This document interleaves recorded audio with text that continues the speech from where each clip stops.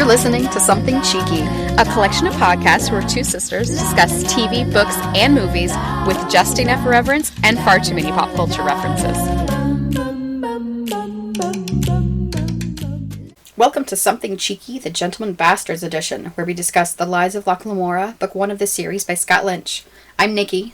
I'm Rosanna. While I've read the entire series, Rosanna has only read up to what we're covering today, which is the third interlude, called The Last Mistake. In this episode, Locke swears fealty to a precocious little girl, and we learn that Father Chains has a diabolical plan.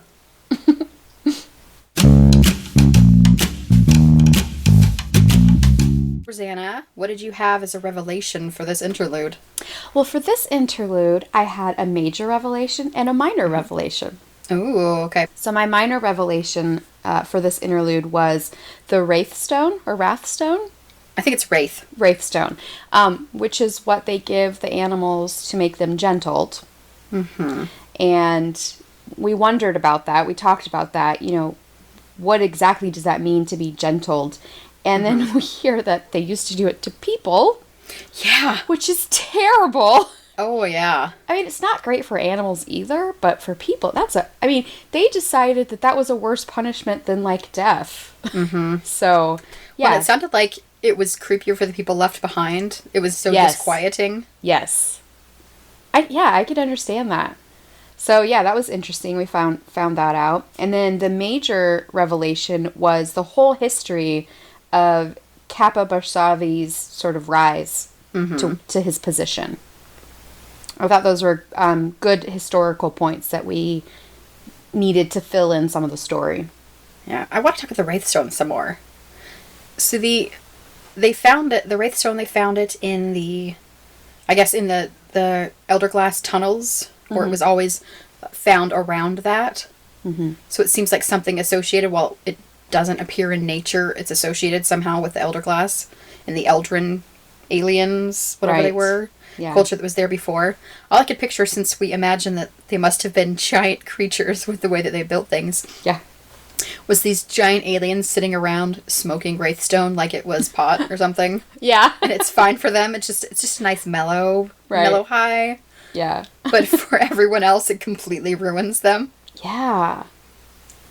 It's pretty severe. Yeah. Yeah. Well, you gotta wonder who found that out first and how many people were gentled accidentally before they realized what was really happening. Mm-hmm.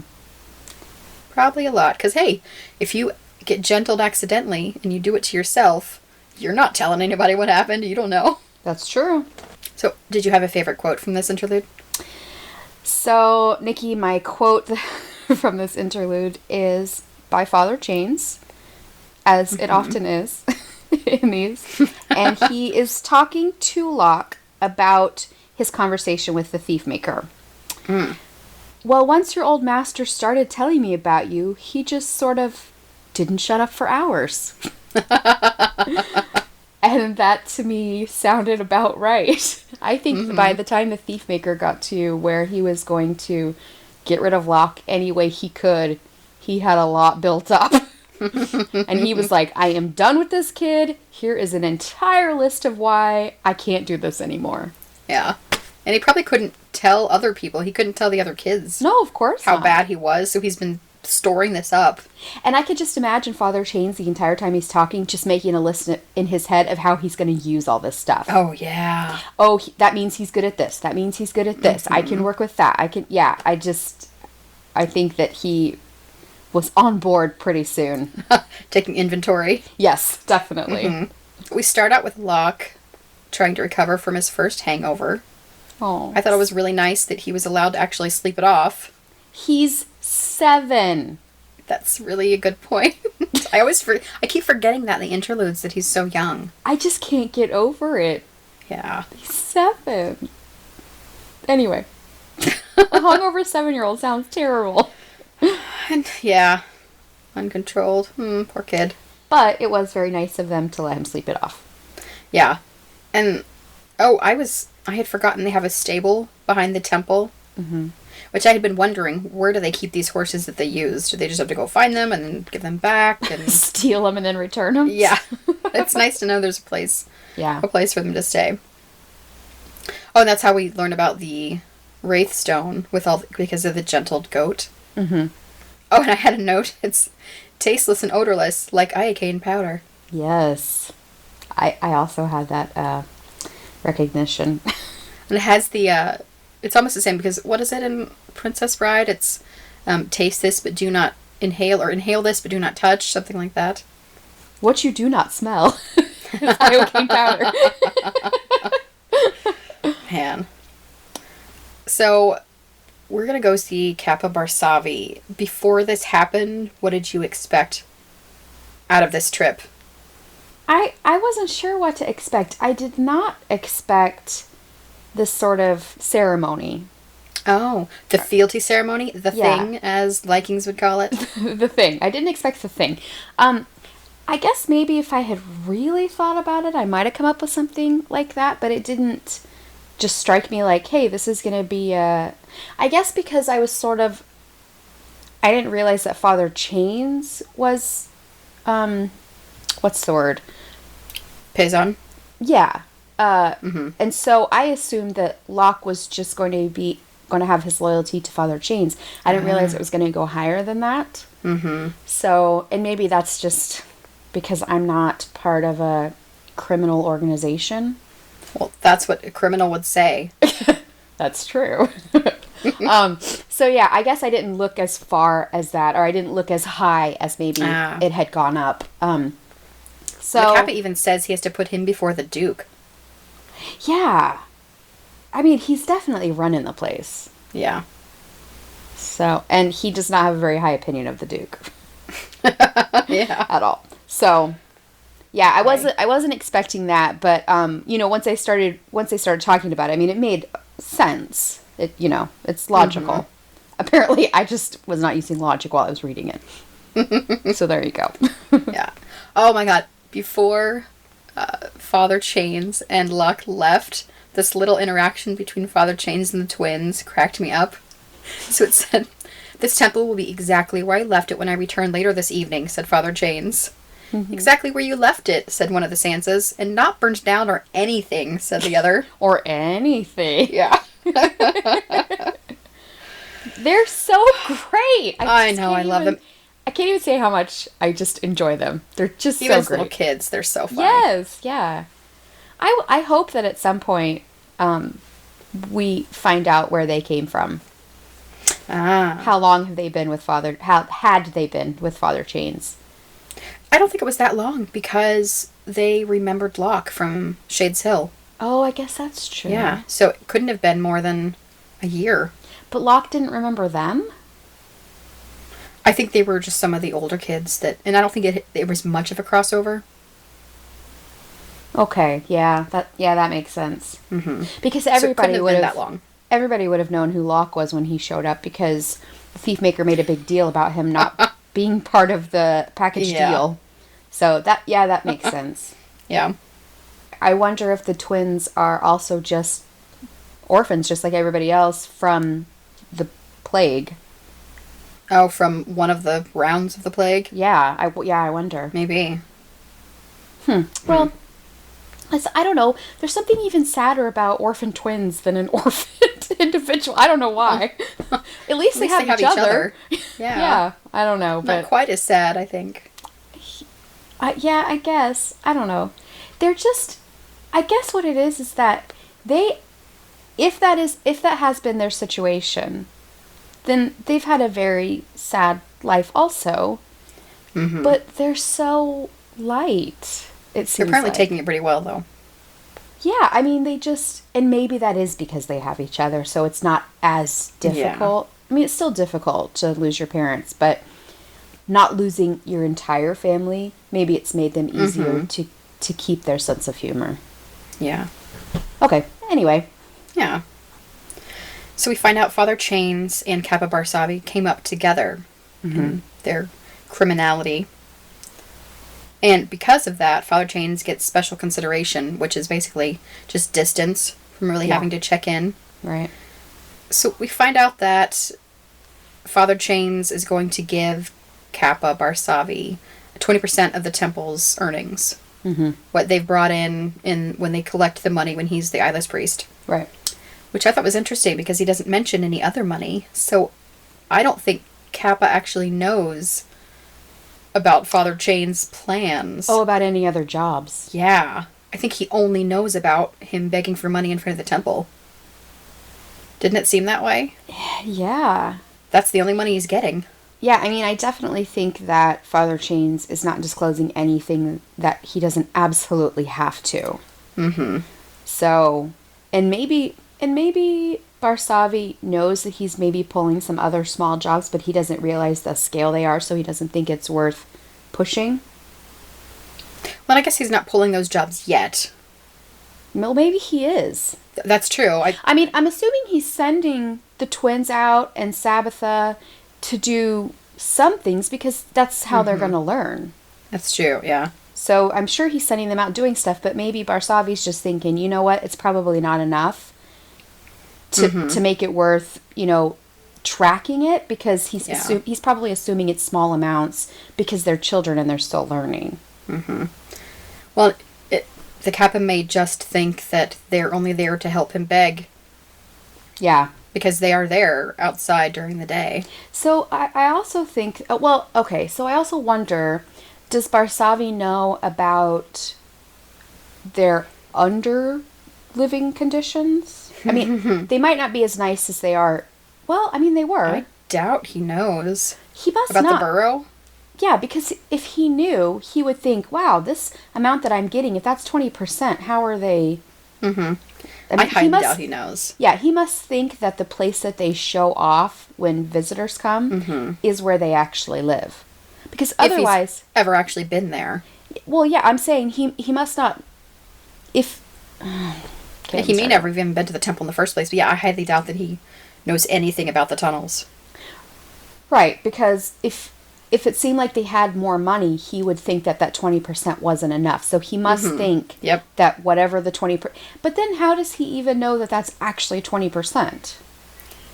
I think that's probably part of the special consideration Father Chains gets. So he's kind of trusted. He just takes his word for it because of their position with each other. Yeah. And Father Chains, when he gets dressed to go, he wears a simple cotton shirt. He doesn't look ostentatious at all.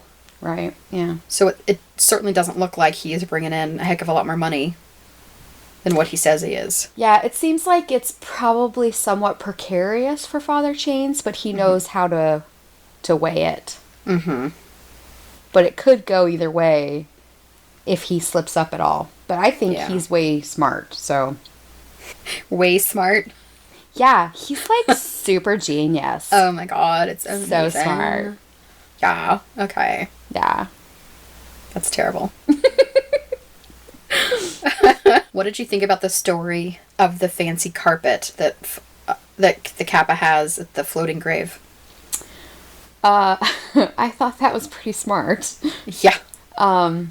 Did you see through it right from the beginning of the story? I did. Yeah, I thought it seemed pretty obvious. And I was really surprised that none of the morons there didn't see through that too.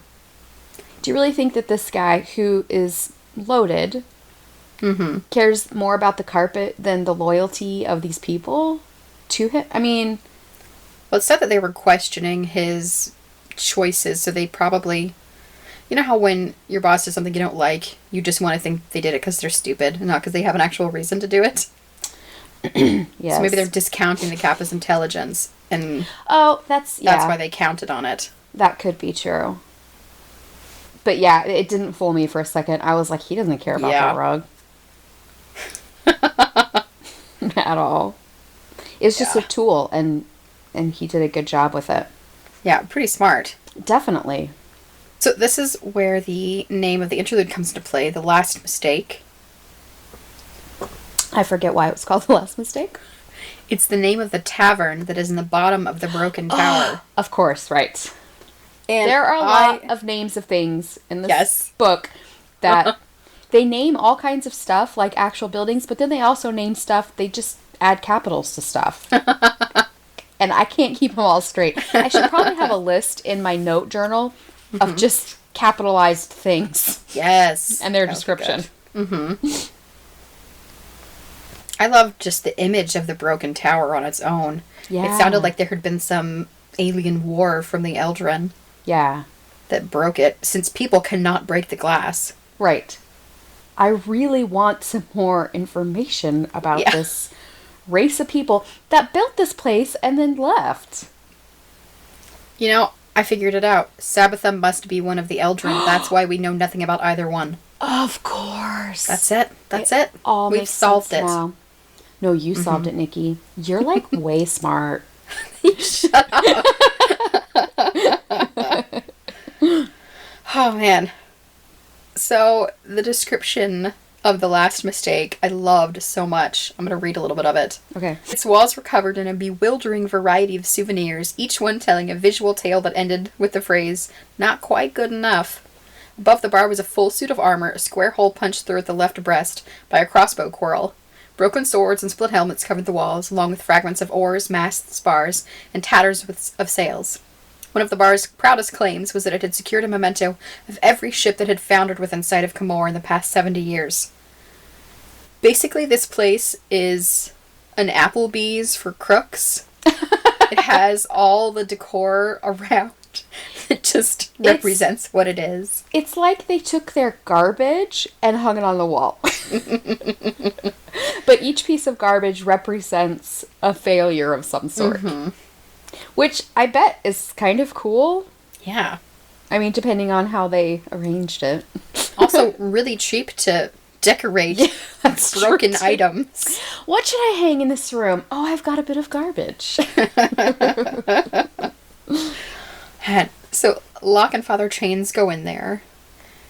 And I wonder if this is the first bar Locke's been in since he got the Elderglass Tavern burned down. Mm-hmm. Probably. Maybe. So it's probably not as, he doesn't feel quite as in charge this time around. Yeah.